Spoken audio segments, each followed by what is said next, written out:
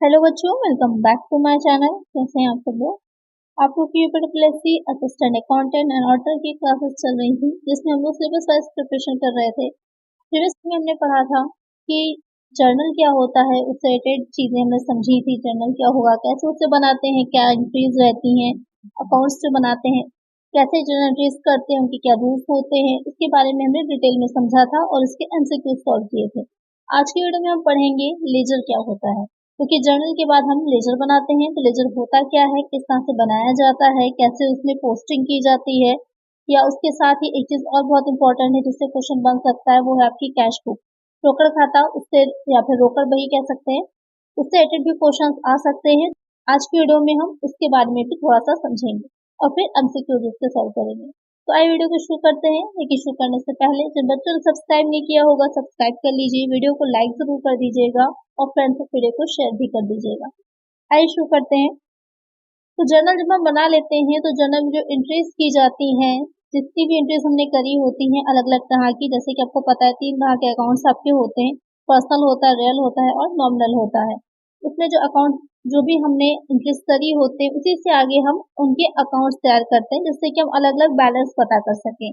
तो उसके लिए हम लेजर बनाते हैं। लेजर एक आपकी बुक होती है, जिसे हिंदी में खाता बही बोला जाता है, जिसमें हम सारे अकाउंट्स को ओपन करते हैं, खोलते हैं, जितने भी हमारे बिजनेस रिलेटेड में ट्रांजैक्शंस किए होते हैं उन सबसे रिलेटेड। तो लेजर क्या हो जाएगा, a ledger in accounting refers to a book that contains different accounts where records of transaction pertaining to a specific account is stored। यानी कि जो लेजर होता है, जो आपका खाता बही होती है, वो एक बुक होती है, एक पुस्तक होती है, जिसमें हम अलग अलग तरह के डिफरेंट अकाउंट्स को ओपन करते हैं, जो कि हमने ट्रांजेक्शन किए होते हैं उसी के according. It is also known as the book of final entry और प्रिंसिपल बुक ऑफ अकाउंट्स। ये ध्यान में रखिएगा ये पॉइंट को, कि जो लेजर होता है उसे, जो कि आपने जर्नल को क्या कहा था, जर्नल जो थी वो हमारी ओरिजिनल एंट्री की बुक थी, प्रारंभिक बुक थी, लेकिन जो लेजर होता है वो फाइनल एंट्री की बुक कहलाती है या फिर प्रिंसिपल बुक कहलाती है, जिसे कि आप प्रधान बही कह सकते हैं या फिर कह सकते हैं अंतिम प्रविष्टि की पुस्तक। एग्जाम में डायरेक्ट क्वेश्चन पूछ सकता है, तो ध्यान में रखिएगा। It is a book where all transaction either debited और क्रेडिटेड आर स्टोर्ड। तो जो भी ट्रांजेक्शन जो आपने डेबिट या क्रेडिट किया होता है, जो भी आपने डेबिट या क्रेडिट किया होता है, उसके अकॉर्डिंग हम अकाउंट्स अपने तैयार करते हैं। और जो अकाउंट्स इसमें रखे जाते हैं वो आपकी कंप्लीट बुक क्या कहलाती है, लेजर कहलाती है, खाता बही कहलाती है। तो आपको समझ में आ गया होगा कि लेजर क्या होता है। एक चीज और ध्यान में रखिएगा, लेजर को खाता बही पुस्तकों का बादशाह भी बोला जाता है, किंग ऑफ बुक्स। तो किसमें सारी इंफॉर्मेशन आपको कंप्लीट मिल जाती है बिजनेस से रिलेटेड बहुत ही आसानी से। ये हो जाता है हमारा लेजर। अब समझ लेते हैं कि जो जर्नल हमने बनाया था, जब जर्नल में जो हम एंट्रीज करते थे तो वो जो प्रोसेस थी वो क्या कहलाती थी, जर्नलाइजिंग कहलाती थी, रोजनामाचाकरण कहलाती थी। लेकिन जो आप जर्नल से जब लेजर हम बना रहे होते हैं तो वहां पर जो हम प्रोसेस जो वो होती है, वो प्रोसेस क्या कहलाती है, वो आपकी पोस्टिंग कहलाती है, खतौनी कहलाती है। क्वेश्चन ये भी बन सकता है कि जर्नल से जो हम लेजर बनाते हैं, अकाउंट्स तैयार करते हैं, उस प्रक्रिया को, उस प्रोसेस को क्या कहते हैं, तो उसे आप पोस्टिंग कहते हैं, खतौनी कहते हैं। The process of transferring entries from a journal to the respective ledger account is known as ledger posting। तो क्लियर हो गया होगा आपको कि पोस्टिंग क्या होती है। अब जो लेजर आप बनाते हैं उसका फॉर्मेट कैसा रहता है, तो फॉर्मेट की अगर हम बात करेंगे, जैसे हमने जर्नल बनाया था उसका अपना एक फॉर्मेट था, क्योंकि फॉर्मेट्स की जब हम बात करें तो फॉर्मेट के अकॉर्डिंग ही चलता है। इसमें भी आपके दो साइड हो जाते हैं, एक होता है डेबिट का और दूसरा हो जाता है क्रेडिट का साइड। डेट पड़ती है सबसे पहले, उसके बाद हमारा जो पार्टिकुलर्स, जिसमें कि हम जो भी चीजें लिख रहे हैं, जो भी अकाउंट्स बना रहे हैं, जिस चीज का बना रहे हैं उससे रिलेटेड जो ट्रांजेक्शन होते हैं उसको दिखाते हैं। फिर आपका जेएफ का कॉलम आता है, जर्नल फोलियो जिसे बोला जाता है। जैसे कि हम जर्नल में बनाते थे एलएफ का कॉलम, इसमें हम बनाते हैं जेएफ का कॉलम, यानी कि जर्नल फोलियो। उसके बाद अमाउंट आ जाता है, 20 से जो डिवाइड किया जाता है, थोड़ी सी मोटी लाइन से डिवाइड किया जाता है, जो दोनों को अलग अलग भागों में बांटती है, एक डेबिट साइड दूसरा क्रेडिट साइड हो जाता है। और सेम एज इट इज ही आपका क्रेडिट साइड में भी रहता है, डेट, पर्टिकुलर, जेएफ का कॉलम और अमाउंट हो जाता है। तो एक अगर हम बात करें लेजर में जो हम अकाउंट बना रहे हैं उसमें, तो कितने कॉलम हो जाते हैं, 8 कॉलम हो जाते हैं, 4 एक साइड होते हैं और 4 एक साइड होते हैं। तो आपको क्लियर हो गया होगा कि क्या होता है, या इसको अगर ऐसे जनरली बोले हम तो इसको जो शेप इसका होता है, इसका जो आकार होता है उसको टी आकार का बोला जाता है। खातों को जो सिंबल या इंडिकेट किया जाता है तो टी आकार के बोले जाते हैं अकाउंट जो होते हैं, तो आप ध्यान से देखेंगे तो ऊपर की लाइन मोटी होती है और बीच की जो उसमें डिवाइड किया जाता है वो मोटी होती है, इसलिए उसको टी आकार का बोला जाता है। तो आपको क्लियर हो गया होगा कि लेजर होता क्या है, या क्या से उसकी जो पोस्टिंग होती है वो क्या होगी, या फिर जो हम बनाते हैं लेजर वो कैसे बनता है। जब हम जर्नल बनाते थे तो वहाँ पर हम 2 साइड में दिखाते थे, लेकिन बाई नहीं होता था। यहाँ पर ध्यान रखिएगा कि यहाँ पर 2 और बाई 2 साइड होते हैं। डेबिट साइड में आपकी जो चीजें 2 साइड में आएंगी वो आ जाती हैं, और जो क्रेडिट साइड होता है तो वो बाई साइड में आ जाती हैं। तो यहाँ पर 2 और बाई दोनों को ही दिखाया जाता है। बाकी आपके अकाउंट सारे वही रहते हैं जो आपने बनाए होते हैं। तो उसमें जो अकाउंट हम लोग अलग अलग टाइप के बनाते हैं, तो personal account, real account, nominal account, उसमें बहुत से अकाउंट आ जाते हैं कि जो जो उनका नेचर होता है उसी के अकॉर्डिंग हम उसकी एंट्री कर देते हैं। तो ये आपका मेन हो जाएगा कि क्या होती है हमारी लेजर। अब समझ लेते हैं थोड़ा सा हम कैश बुक के रोकड़ बही के बारे में ही, क्योंकि जो कैश बुक होती है वो लेजर भी मानी जाती है और जर्नल भी मानी जाती है, इसीलिए मैंने साथ में यहाँ पे इंक्लूड किया है कि उससे रिलेटेड क्वेश्चन आपका बन सकता है कि कैश बुक जो होती है एक टाइप में लेजर भी रहती है और जो आपका जर्नल है वो भी मानी जाती है। क्या होती है कैश बुक? नाम से क्लियर हो रहा है कैश बुक। जब आप कैश बुक रखते हैं तो आपको वहां पर जो हम लेजर बना रहे होते हैं तो वहां पर कैश अकाउंट हम नहीं बनाते हैं, यानी कि रोकड़ खाता हम नहीं बनाते हैं अगर हमने कैश बुक अपने बिजनेस में बनाई होती है। कैश बुक नाम से क्लियर हो रहा है, जो भी ट्रांजैक्शन आप डायरेक्टली कैश में करते हैं उसकी एंट्री आप यहाँ पर करते हैं। या तो आपने रिसीव किया हो कुछ, या तो आपने पेमेंट किया हो, दोनों की ही एंट्रीज आप कैश बुक में करते हैं। बाकी किसी भी तरह का और कोई एंट्री नहीं की जाएगी। जो लेन देन आप सिर्फ कैश में करेंगे उनको ही आप कैश बुक में दिखाएंगे। Cash book is a special type of book that is only concerned with the recording of cash transaction of an organization. ये सिर्फ कैश ट्रांजैक्शन जो होते हैं उसी के बारे में ही बताती है, या उसी से रिलेटेड चीजों को ही इसमें दिखाया जाता है। It performs the dual role of both journal and a ledger for all the cash transaction taking place in a business. मैंने पहले भी आपको बताया कि ये आपका जर्नल और लेजर दोनों का ही रोल प्ले करती है, या दोनों की जगह पर ही काम करती है। A cash book records all the cash received on the debit side. इसके दो साइड इसके भी रहते हैं, एक डेबिट हो जाता है, दूसरा क्रेडिट हो जाता है। जो डेबिट साइड होता है उसमें जितनी भी हमको कैश रिसीव हुई है, जितनी भी तरह से जिस भी आइटम से हमको कैश मिली है उसको हम डेबिट साइड में दिखाते हैं। और जो क्रेडिट साइड होता है, जो कुछ भी हमने कैश में पेमेंट किया होता है वो सब हम क्रेडिट साइड में दिखाएंगे। क्वेश्चन बनते हैं इससे रिलेटेड, तो ध्यान में रखिएगा दोनों चीजों को। नोट्स बनाते चलिए। जो अपने नोट्स होते हैं आपको कितनी भी पीडीएफ क्यों ना मिल जाए, लेकिन जो आप लोग खुद नोट्स बनाएंगे वो एग्जाम टाइम में आपको वो नोट्स याद रहते हैं। इसलिए एक एक पॉइंट को नोट करते रहिए और अपने नोट्स खुद बनाइए। पीडीएफ से कुछ नहीं होगा फायदा आपको, आपके अपने नोट्स जो होंगे आपको बेनिफिट उसी से मिलेगा। इसलिए मैं बहुत ज्यादा आपको डिटेल नहीं देती हूँ, थोड़ा सा लिमिटेड ही देती हूँ, जिससे कि आप आसानी से नोट्स अपने बना सके। तो नोट्स बनाइए। हम लोग चाहे स्टार्टिंग में जो ग्रेजुएशन में थे या उसके आगे जो भी आपने पढ़ाई करी हो तब भी नोट्स ही आपके काम आते थे, और इसमें भी आगे आपके नोट्स ही काम आएंगे।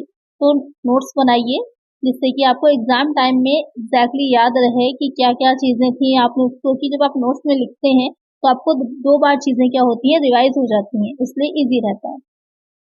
तो यहाँ हम बात कर रहे थे कि जो कैश बुक होती है उसमें डेबिट साइड में आपका रहेगा कैश रिसिप्ट, और क्रेडिट साइड में हो जाती है जितने भी आपके पेमेंट्स रहते हैं।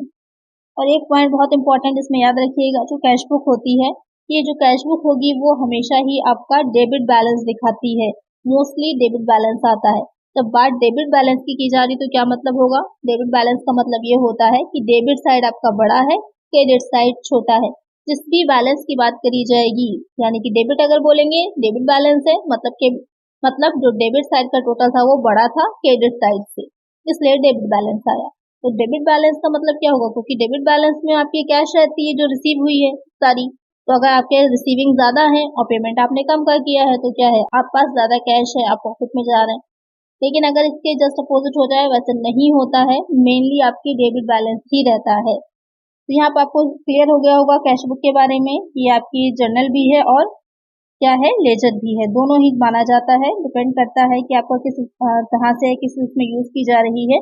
और एक चीज और ध्यान में रखने वाली बात कि जब हम कैश बुक खोलते हैं तो हम कैश अकाउंट नहीं बनाते लेजर में, और इसमें भी आपके दो साइड रहते हैं, टू और बाई साइड रहते हैं। जो आपका डेबिट साइड रहता है वो टू हो जाता है और क्रेडिट साइड बाई हो जाता है। तो आपको सारी चीजें क्लियर हो गई होंगी। और ये कई तरह के कॉलम की भी होती है, आपकी सिंपल कैश बुक होती है, दो कॉलम की होती है, तीन कॉलम की होती है। जो सिंपल वाली रहती है इसमें सिर्फ आपका कैश का कॉलम रहता है। टू कॉलम्स की होती है, इसमें कैश होती है या साथ में आपकी कैश और डिस्काउंट होता है, बैंक और डिस्काउंट होता है, कैश और बैंक है ये रहता है। 3 कॉलम्स की रहती है, कैश, बैंक और डिस्काउंट तीनों रहेंगे। या फिर एक पेटी कैश बुक बनती है। जो पेटी कैश बुक बनती है साधारण खुदरा रोकड़ वही जिसे बोला जाता है। इसमें जो आपके डेली रूटीन के जो खर्चे एक्सपेंसेस होते हैं छोटे मोटे उनको नोट करने के लिए इसको बनाया जाता है, वो आपकी पेटी कैश बुक या फिर खुदरा रोकड़ वही कहलाती है। अब सारी चीजें हमें क्लियर हो गई। अब आइए चलते हैं इसके एमसीक्यूज की तरफ और उसे सॉल्व करते हैं। अब क्वेश्चन लेते हैं। खाता बही को डैश की पुस्तक कहा जाता है। A ledger is called a book of dash. Primary entry, final entry, original entry, none of the above. तो जो लेजर होता है, खाता बही होती है, वो किस तरह की बुक होती है? तो मैंने बताया ही था आपको, जो प्राइमरी होती है वो कौन सी होती है? जर्नल हो जाता है। और जो फाइनल एंट्री की बुक होती है वो हो जाती है हमारी लेजर। और बुक कीपिंग का काम भी आपका यहीं तक रहता है, लेजर बनाने तक। उसके आगे हम अकाउंटिंग करते हैं। तो यहाँ पर करेक्ट आंसर होगा हमारा ऑप्शन बी। नेक्स्ट क्वेश्चन है, निम्न में से किससे खाता बही तैयार किया जाता है? From which of the following is a ledger account prepared? Transaction, journal, events, none of the above. जो ट्रांजैक्शंस होते हैं उससे हम जर्नल प्रिपेयर करते हैं और जर्नल से हम जो अपनी लेजर है या जो अकाउंट्स हम बना रहे होते हैं उनको प्रिपेयर करते हैं।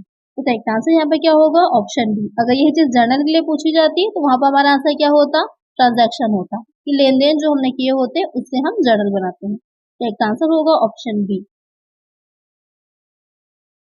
नेक्स्ट क्वेश्चन है, किसी जर्नल से वस्तुओं को उनके संबंधित खाता बही खातों में स्थानांतरित करने की प्रक्रिया को कहा जाता है। The process of transferring of items from a journal to their respective ledger account is called as entry, arithmetic, balancing, posting. तो जब जर्नल जो हमने बनाया है उससे जो हम लेजर बना रहे होते हैं तो उसकी जो प्रोसेस होती है या जो ट्रांसफर हम कर रहे होते हैं चीजों को, उसकी जो प्रोसेस होती है वो क्या कहलाती है? तो वो कहलाती है आपकी खतौनी यानी कि पोस्टिंग। जर्नल में वो प्रोसेस क्या आती है? होती है जर्नलाइजिंग। यहाँ पर जो प्रोसेस होती है वो कहलाती है पोस्टिंग। एक आंसर क्या होगा हमारा? Option D. नेक्स्ट क्वेश्चन है, द लेजर कॉलम जो प्रविष्टि को जर्नल से जोड़ता है कहलाता है। The ledger column that links the entry with the journal is called as JF column, LF column, credit column, debit column. तो जर्नल में हम क्या बनाते हैं? जर्नल में हम लेजर फोलियो बनाते हैं और जो लेजर होता है उसमें हम क्या बनाते हैं? जर्नल फोलियो बनाते हैं। तो जो लेजर कॉलम, यहाँ पर क्वेश्चन आपसे लेजर से रिलेटेड पूछ रहा है, तो जो लेजर कॉलम होगा जर्नल से रिलेट करता है वो आपका जेएफ कॉलम कहलाता है। तो एक आंसर होगा हमारा ऑप्शन ए। क्वेश्चन को ध्यान से समझिएगा, नहीं तो यहाँ पर बच्चे कंफ्यूज हो जाएंगे, जेएफ कॉलम है, एलएफ कॉलम है। लेजर में जो हम कॉलम बनाते हैं वो जेएफ कॉलम बनाते हैं, तो इसलिए आपका आंसर होगा ऑप्शन ए। नेक्स्ट क्वेश्चन है, accounts that have credit balance are closed by using the statement. जिन खातों में जमा शेष है उन्हें किस स्टेटमेंट का उपयोग करके बंद कर दिया जाता है? यानी कि जो हम अकाउंट्स बनाते हैं, क्योंकि आपने अकाउंट्स में देखा होगा कि हमारे यहाँ तो डेबिट शेष आता है या तो क्रेडिट शेष आता है, यानी कि हम कहीं ना कहीं से जो बैलेंस कैरिट फॉरवर्ड करते हैं, अपना बैलेंस सीडी आप लोग करते नहीं है लास्ट में अकाउंट क्लियर बनाने के लिए, नीचे टोटल इक्वल करने के लिए हम सीडी कर देते हैं। उसके बाद जो नेक्स्ट ईयर हम बनाते हैं उसमें ही वो लेकर के आ जाते हैं, उसको बैलेंस बीडी कर देते हैं। तो यहाँ पर जो हम स्टेटमेंट किस स्टेटमेंट का प्रयोग करते हैं तो टू बैलेंस सीडी हो जाता है कैरिट फॉरवर्ड। एक आंसर होगा ऑप्शन डी। अब यहाँ पर एक चीज का ध्यान दीजिएगा कि क्वेश्चन में आपसे क्या कहा था, यहाँ पर अब बाई और टू में कंफ्यूज हो जाएंगे। क्वेश्चन आपसे कह रहा था कि क्रेडिट बैलेंस, क्वेश्चन जितना इजी दिखता है उतना होता नहीं है। यहाँ पर क्वेश्चन आपसे कह रहा था कि क्रेडिट बैलेंस है, यानी कि क्रेडिट साइड आपका बड़ा है, तो बैलेंस किसमें आपका निकल करके आएगा? बैलेंस जाएगा आपका जो डेबिट साइड होगा उसमें, इसलिए आपका करेक्ट आंसर क्या होगा? टू बैलेंस सीडी होगा। अगर आप थोड़ा सा ध्यान नहीं लगाएंगे तो अगर आपने बाई बैलेंस सीडी कर दिया तो आपका आंसर गलत हो जाएगा।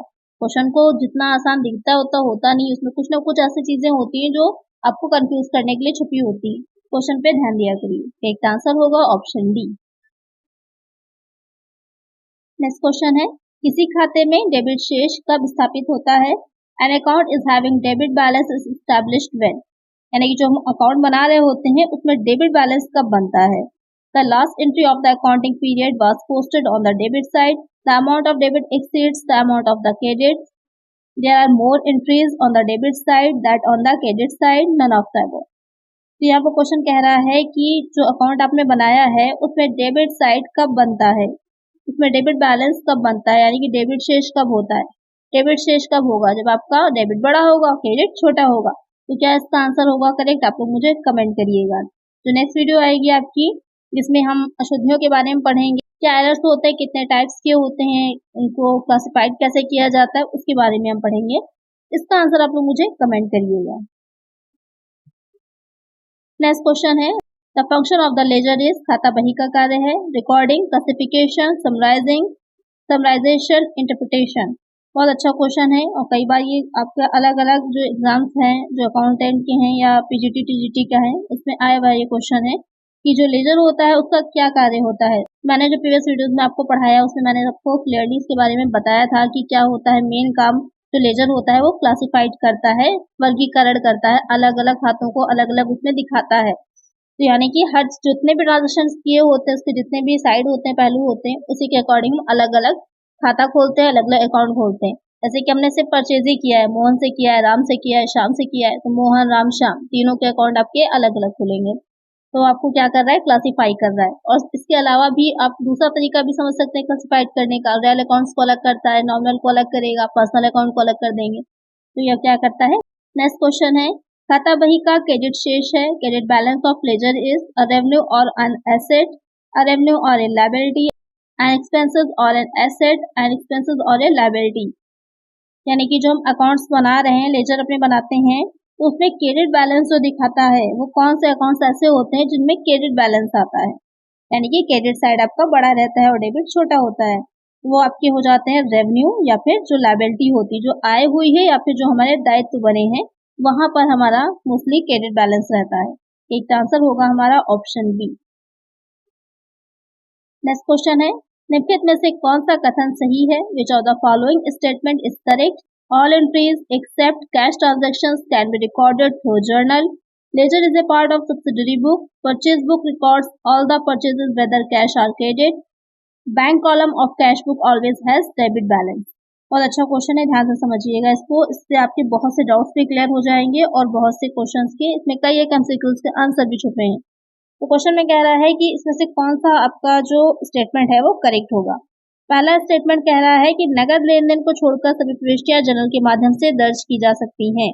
खाता बही सहायक पुस्तक का एक हिस्सा है, क्या ये करेक्ट है। नहीं है, क्योंकि आपकी जो लेजर होता है वो सब्सिडरी बुक्स में नहीं आता, लेजर अलग होता है। हम जर्नल जो बनाते हैं और जर्नल की जो सब्सिडरी बुक्स होती हैं तो उसमें आ जाती है हमारी परचेज बुक आती है, परचेज रिटर्न है या सेल्स बुक है, सेल्स रिटर्न है, बीआर बुक है, या जो आपकी बिल्स पेबल बुक होती है, ये सारी बुक्स आती हैं। तो इस वीडियो में मैंने बहुत अच्छे से आपको समझाया था, इसका एक पूरा फॉर्मेट दिया था जिसमें सारी बुक्स को अलग अलग डिफाइन करके समझाया था। तो खाता बही जो थी वो एक सहायक बुक नहीं है। जो आपकी परचेज बुक होती है उसमें जितना भी हमने क्रय किया हो, जो भी परचेज किया हो, चाहे वो नगद में हो, कैश में हो या फिर उधार में किया हो, उसको हम दिखाते हैं। ऐसा नहीं होता। जो परचेज बुक होती है उसमें सिर्फ हम क्या दिखाते हैं, जितना भी हमने परचेज क्रेडिट पर किया होता है, उधार जो हमने क्रय किया होता है, सिर्फ हम उसको दिखाते हैं। और जो हमने कैश में किया होगा उसे हम कहाँ दिखाएंगे, कैश बुक में दिखाएंगे या तो फिर कैश अकाउंट होगा वहां पर हम दिखाएंगे। जितना भी हमने उधार में किया होगा वही उसको ही हम इसमें दिखाएंगे। तो ये भी पॉइंट आपका गलत हो जाएगा। फिर आता है bank column of cash book always has debit balance, कि जो बैंक कॉलम होता है कैश बुक का उसमें हमेशा डेबिट बैलेंस ही रहता है। तो अब यहाँ पर इस पॉइंट पर ध्यान रखिएगा कि जो कैश बुक होती है उसमें जो हम बनाते हैं तो वहां पर मोस्टली हमेशा ही आपका डेबिट बैलेंस ही रहता है, डेबिट शेष ही रहता है। लेकिन जब उसी का हम दो खानों वाली बनाते हैं, 2 कॉलम्स की या 3 कॉलम्स की जब हम कैश बुक बनाते हैं, जिसमें कि हमारा जो बैंक का कॉलम भी बनता है, तो वहां पर जरूरी नहीं होता है कि आपका हमेशा डेबिट बैलेंस ही रहे, वो आपका क्रेडिट बैलेंस भी हो सकता है। इसलिए ये वाला पॉइंट आपका गलत हो जाएगा कि bank column of cash book always has debit balance. अगर कैश बुक के बारे में सिर्फ ये बात कही होती जो आपका कैश का कॉलम रहता है तो वहां पर ये पॉइंट आपका करेक्ट होता। लेकिन बैंक कॉलम के बारे में कह रहा है कि ऑलवेज हैज डेबिट बैलेंस, तो ये आपका करेक्ट नहीं होगा। यहाँ पर डेबिट या क्रेडिट कोई भी बैलेंस हो सकता है। सही क्या होगा, जो आपका फर्स्ट पॉइंट दे रखा था, all entries except cash transactions can be recorded through journal, कि जितने भी एंट्रीज होती हैं कैश ट्रांजेक्शंस को छोड़कर उसको हम जर्नल के थ्रू रिकॉर्ड कर सकते हैं। ये आपका क्या हो जाएगा, करेक्ट होगा। तो एक आंसर होगा हमारा ऑप्शन ए। नेक्स्ट क्वेश्चन है, निम्नलिखित में से कौन सा खाता एक लेखा अवधि के अंत में बंद कर दिया जाता है। Which of the following accounts are close at the end of an accounting period. Nominal account, balance sheet, real account, none of them. अच्छा क्वेश्चन है, ध्यान से समझिएगा। कि कौन सा ऐसा अकाउंट है जो आपके अकाउंटिंग पीरियड होता है, लेखावधि होती है कि उसके अंत में उसे हम बंद कर देते हैं। जो नॉमिनल अकाउंट्स होते हैं, नाम मात्र के खाते होते हैं, उसका शेष जो होता है, उसका जो बैलेंस निकल करके हमारा आता है, तो प्रॉफिट होगा या तो फिर लॉस होता है, तो उसको हम कहाँ ट्रांसफर कर देते हैं, प्रॉफिट एंड लॉस अकाउंट में ट्रांसफर कर देते हैं और उसको हम बंद कर देते हैं। जो नॉमिनल अकाउंट्स होते हैं उन अकाउंट्स को बंद कर देते हैं और उसके शेष को हम ट्रांसफर कर देते हैं प्रॉफिट एंड लॉस अकाउंट में, उससे हमारा प्रॉफिट या फिर लॉस निकल करके आ जाता है। तो लेखावधि के अंत में जो क्लोज कर दिया जाता है वो हो जाते हैं हमारे नॉमिनल अकाउंट्स। एक आंसर होगा ऑप्शन ए। और जो बैलेंस शीट होती है, बैलेंस शीट तो हमारी दिखाती ही है कि क्या शेष है हमारा, क्या हमारे बैलेंस है सारे अकाउंट्स के। और जो रियल अकाउंट्स होते हैं तो उसका जो शेष होता है उसको हम ट्रांसफर करते हैं बैलेंस शीट में। जो नॉमिनल अकाउंट होता है उसको हम क्लोज करके उसके जो हमारा निकल करके आया होता है उसको हम ट्रांसफर करते हैं प्रॉफिट एंड लॉस अकाउंट में, उससे हम प्रॉफिट एंड लॉस निकाल लेते हैं। एक आंसर होगा ऑप्शन ए। नेक्स्ट क्वेश्चन है, निम्नलिखित में से किसे तलपट तैयार करने के आधार के रूप में जाना जाता है? Which of the following is known as the base of preparing trial balance? जो हम लेजर बनाते हैं उसको हम जर्नल के बेस पे बनाते हैं और जो हम ट्रायल बैलेंस बनाते हैं उसे हम लेजर के बेस पे बनाते हैं। लेजर में जो अकाउंट्स हमने रखे होते हैं उससे जो बैलेंस निकल के आता है उससे हम ट्रायल बैलेंस बनाते हैं, ये चेक करने के लिए कि जो अकाउंट्स हमने रखे थे या जो हमने इंटरेस्ट करी है, जो पोस्टिंग्स करी हैं, वो सब पूरी तरह से सही है, क्योंकि अगर दोनों साइड इक्वल आ रहे होंगे यानी कि अभी तक आपने जितना भी काम किया था बुक कीपिंग का वो काफी हद तक करेक्ट है। बाकी एक्सेप्शंस तो आपके वो अशुद्धियां हैं, एरर्स रहती हैं, जैसे कि हम नेक्स्ट वीडियो में पढ़ेंगे, वो अलग रहती हैं। मेन ये माना जाता है कि अगर आपका ट्रायल बैलेंस के दोनों साइड इक्वल आ गए हैं तो ये मान लिया जाता है कि हाँ पूरी तरह से आपके जो अकाउंट्स है वो एक्यूरेट हैं। तो यहाँ पर करेक्ट आंसर क्या होगा हमारा? Option C. नेक्स्ट क्वेश्चन है, व्यक्तिगत और वास्तविक खातों का शेष दिखाया जाता है। The balance of personal and real accounts are shown in the profit and loss account, balance sheet, current account, trading account. तो अभी मैंने आपको प्रीवियस क्वेश्चन जो लिया था तो उसमें समझाया ही था कि जो हमारा नॉमिनल अकाउंट होता है उसके शेष जो उसका बैलेंस होता है उसको हम ट्रांसफर करते हैं प्रॉफिट एंड लॉस अकाउंट में, लेकिन जो आपके व्यक्तिगत और वास्तविक खाते होते हैं उसका जो शेष होता है, उसका जो बैलेंस होता है उसको हम कहाँ दिखाते हैं? वो हमारा जाता है बैलेंस शीट में। जो हम बैलेंस शीट बना रहे होते हैं वर्ष के अकाउंटिंग पीरियड के एंड में, वहां पर हम उसमें ट्रांसफर कर देते हैं, जिससे कि हमें ये पता चल सके कि एट द एंड या अकाउंटिंग पीरियड के एंड में हमारे जो बिजनेस है उसकी फाइनेंशियल स्टेटस क्या है, किस तरह का है, कितना आपके पास एसेट्स हैं, क्या लायबिलिटीज हैं, इसको अच्छे से समझने के लिए हम उसमें ट्रांसफर कर देते हैं। तो करेक्ट आंसर क्या होगा हमारा? Option B. नेक्स्ट क्वेश्चन है, यदि किसी बैंक खाते का क्रेडिट पक्ष डेबिट पक्ष से अधिक है तो ये दर्शाता है if credit side of a bank account is greater than the debit side, it indicates which of the following: bank overdraft, cash at bank, bank balance, current asset। तो यहाँ पर क्वेश्चन कह रहा है कि जो बैंक अकाउंट होता है, तो आपको याद होगा जो कैश बुक हम बनाते हैं उसमें आपका बैंक का भी कॉलम रहता है, एक जो 2 कॉलम वाली होती है हमारी या 3 कॉलम वाली होती है, उसमें बैंक का भी एक हमारा रहता है। तो यहाँ पर जो कह रहा है कि अगर आपका क्रेडिट पक्ष डेबिट पक्ष से अधिक है, यहाँ पर देखिए अपोजिट हो गया। हमने ये पढ़ा था कि डेबिट साइड बड़ा होता है, क्रेडिट साइड छोटा होता है, तो यहाँ पर क्या रहता है? डेबिट बैलेंस रहता है। अब क्वेश्चन यहाँ पर कह रहा है कि क्रेडिट पक्ष जो है वो डेबिट पक्ष से अधिक है, तो इसका मतलब क्या है? हमारी पेमेंट ज्यादा है और हमने जो रिसीव हुआ है वो कम हुआ है, तो ऐसे सिचुएशन में क्या होगा? बैंक ओवरड्राफ्ट बनता है हमारा, बैंक अधिविकर्ष बनता है। तभी तो आपने ज्यादा एक्सपेंस कर लिया, तभी तो आप ज्यादा व्यय कर पाए, तभी आपने बैंक से ओवरड्राफ्ट लिया था। क्योंकि आपके पास अगर इनकम कम हुई है, मिला आपको रिसीविंग कम हुई है, तो ज्यादा एक्सपेंस आपने कैसे कर लिए? हो ही नहीं पाएंगे। तभी तो हो पाएंगे ना जब आपने बैंक से ओवरड्राफ्ट लिया होगा। ओवरड्राफ्ट क्या होता है? बैंक ओवरड्राफ्ट जो होता है, जब आपको अपना जो अकाउंट होगा बैंक में आपका, उसमें से जितनी भी राशि आपकी जमा है, जितना अमाउंट आपके बैंक में डिपॉजिट है, उससे ज्यादा अमाउंट निकालने के लिए बैंक आपको परमिशन देता है और आप उस अमाउंट को निकालते हैं, तो वो हमारा बैंक ओवरड्राफ्ट कहलाता है। ऐसा सारे अकाउंट होल्डर्स को नहीं मिलती है ये सुविधा, ये फैसिलिटी। जो आपके करंट अकाउंट होल्डर्स होते हैं उनको ये फैसिलिटी दी जाती है, क्योंकि वो काफी बड़े लेवल पर ट्रांजेक्शन करते हैं। जो बिजनेसमैन होते हैं मोस्टली उन्हीं लोग का करंट अकाउंट होता ही है, तो उन लोगों को ये फैसिलिटी दी जाती है और इस पर बैंक जो होता है इंटरेस्ट लेता है। तो ये आपका क्या हो जाएगा? बैंक ओवरड्राफ्ट हो जाएगा। तो इसका आंसर क्या होगा हमारा? Option a. नेक्स्ट क्वेश्चन है, एक कैश बुक निम्नलिखित उद्देश्य पूरा करती है। A cash book serves the following purpose: it works as a ledger account, it works as a book of original entry as well as ledger account, it works as a book of original entry, none of the above। तो यहाँ पर क्या purpose पूरा करती है, तो मैंने आपको बताया था जो कैश बुक होती है वो जर्नल भी होती है और लेजर भी मानी जाती है। तो यहाँ पर आपको डायरेक्टली जर्नल नहीं बोला है, क्या बोला है, बुक ऑफ ओरिजिनल एंट्री। और बुक ऑफ ओरिजिनल एंट्री कौन सी होती है, जर्नल होती है। सारे पॉइंट्स को ध्यान में रखिएगा, तभी आप एग्जाम में अच्छा परफॉर्म कर पाएंगे। अगर कहीं पर कुछ भी मिस हुआ तो वहीं से आपका गलत हो जाएगा। तो बुक ऑफ ओरिजिनल एंट्री कौन सी हो जाती है, जर्नल होती है। तो यहाँ पर आपका जो बी पॉइंट है वो करेक्ट हो जाएगा। तो एक आंसर होगा हमारा ऑप्शन बी। नेक्स्ट क्वेश्चन है, रोकड़ बही का क्रेडिट पक्ष डैश है। The credit side of A cash book is dash, the loss side, the receipt side, the profit side, the payment side. जो हम कैश बुक बनाते हैं उसका क्रेडिट साइड क्या होता है, तो डेबिट साइड होती है रिसीविंग, और क्रेडिट साइड हो जाता है पेमेंट। क्या हो जाएगा, भुगतान पक्ष होता है। एक आंसर क्या होगा हमारा, ऑप्शन डी। तो आज की वीडियो में इतना ही। आई होप आपको अच्छे से सारी चीजें क्लियर हो गई होंगी, समझ में आ गया होगा लेजर के बारे में भी और कैश बुक के बारे में भी। तो अगर वीडियो अच्छी लगी है और समझ में आई, हेल्पफुल रही है, तो लाइक जरूर कर दीजिएगा, और चैनल पर नए हैं, सब्सक्राइब नहीं किया है, सब्सक्राइब करिए और फ्रेंड्स साथ वीडियो को शेयर कर दीजिएगा। मिलते हैं नेक्स्ट वीडियो में। Thank you.